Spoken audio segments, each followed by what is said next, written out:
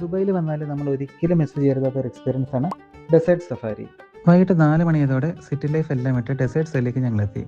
അവിടെ എത്തിയപ്പോൾ നമ്മുടെ ഡ്രൈവർ ഏട്ടൻ വണ്ടിയിൽ നിന്നിറങ്ങി ടയറിന്റെ പ്രഷറൊക്കെ കുറച്ചു. അത് തന്നെ ഒരു ഇൻട്രസ്റ്റിംഗ് മൊമെന്റ് ആയിരുന്നു. അതിനുശേഷമാണ് നമ്മുടെ റിയൽ ഫൺ സ്റ്റാർട്ട് ചെയ്യുന്നത്. സത്യം പറഞ്ഞാൽ ഇവിടെ എത്തിയപ്പോഴത്തേക്ക് ചെറിയ ടെൻഷനൊക്കെ തുടങ്ങി കേട്ടോ. വണ്ടി എങ്ങാനും മറിഞ്ഞു വീണാലെന്നായിരുന്നു മനസ്സ് മൊത്തമുള്ള ചിന്ത. കാരണം നമ്മുടെ ഡ്രൈവർ ഏട്ടൻ അമ്മാതിരി പോക്കാണ് പോകുന്നത്. കാർ ഡിവൺസ് കയറുന്നു, ഷാർപ്പ് ടേൺസ് എടുക്കുന്നു, സഡൻ ഡ്രോപ്സ്, റിപ്പീറ്റ്. ഇത് തന്നെ കാര്യങ്ങൾ.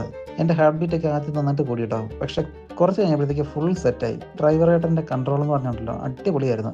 സേഫ്റ്റി ഫുള്ള് നമുക്ക് ഫീൽ ചെയ്യും. പക്ഷേ ത്രില്ലിനൊരു കുറവും വരുത്തിയില്ല. സഫാരിക്കിടയ്ക്ക് ഒരു 15 മിനിറ്റ് അവർ ഞങ്ങളെ ഡെസേർട്ടിൽ ഇറക്കി വിട്ടോ.